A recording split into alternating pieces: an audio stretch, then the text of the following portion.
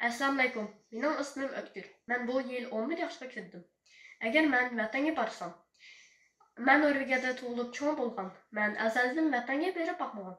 Apam va dadam doim menga vatanning qanaqligini so'zlab beradi. O'shada men behayajonlanib ketaman.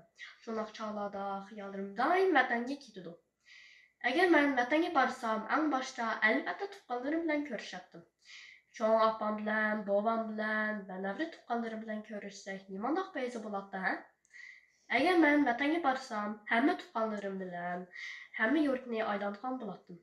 Aksu, Atuş, Kumul, Qashqar, Torpan, Xotan, Korla və G'uljudagi Uyg'urlarım bilen paranlaşattım.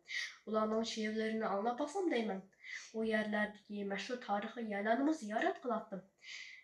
Vatandagi hamma yurtning tabiiy manzaralaridan qancha hozirlanattım. Agar men vatanga borsam, haqiqiy Uyg'ur bo'lib boqsam deyman. Har kuni o'xshagan tomoqlarni yesam va har kuni milliycha kiyimlarni kiysam deyman. Yana vatandagi go'zal peshayvonlik Uyg'ur uylarida turib boqsam deyman. Apamning deyishicha vatandagi uylarning cho'ng mevlik bog'i bor ekan. Shundoq mevlik bog'lardagi mevlarni qancha yeb boqsam deyman. Agar men vatanga borsam, to'ylar va mashg'ulotlarga boratdim. Muqamlarni anglab va usullarni o'ynaytdim. Yana Uyg'urlarning turli chalg'u asboblarini o'z ko'zim bilan ko'ratdim. Menimcha vatandagi kunlar bek tez o'tib ketadi.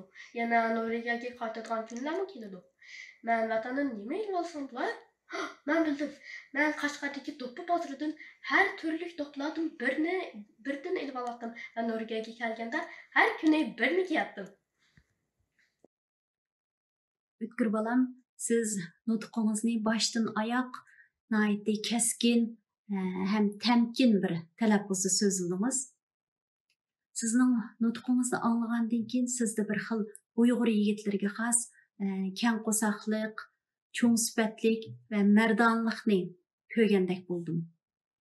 Gerçi siz vatanga berib boqmagan bo'lsangizmi, lekin bu nutqingizda o'zingizning mo'l tasavvuriga tayinib, o'zingizni vatandagi bolalar bahramand bo'lishga tegishli barliq xo'shalliklardan bahramand bo'lgan bir holatda tasvirlab berdingiz. Sizning nutqingizni anglab etib, men bir ona bo'lish sifatim bilan sizlarga vatanda yashash imkoniyati yaratib berolmay, sizlarni vatan qo'ynidan ayirib etganligimiz uchun o'zimni ayblik his qildim. Qashqimish bolalarimiz vatan qo'ynida yashashchu deb uxsingan bo'lsam, lekin yana bir tarafdan sizning vatanimizning tog' daryolari, shaharlari hem Uyg'ur tarixiy, madaniyati va urf-odatlari haqidagi bu cho'nqur bilimlaringiz meni qoyil qildi, hem ta'sirlantirdi, hem nihoyatda so'yindim. O'tkir balam, siz bu nutqingizning oyoqlash qismini nihoyatda chiroyli tugatibsiz deb o'ylayman. Siz o'zingizning tasavvuridagi dunyodan real dunyoga qaytib kelibsiz.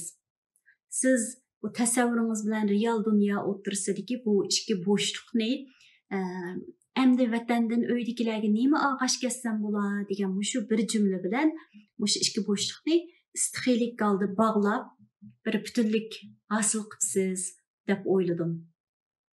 Bu nutqingiz nihoyatda muvaffaqiyatli bo'libdi. Sizning o'zingizni davomli vatan qo'ynida his qilib, Uyg'ur ro'yi bilan yetilishingizni umid qilaman. Sizga omadlar tilayman.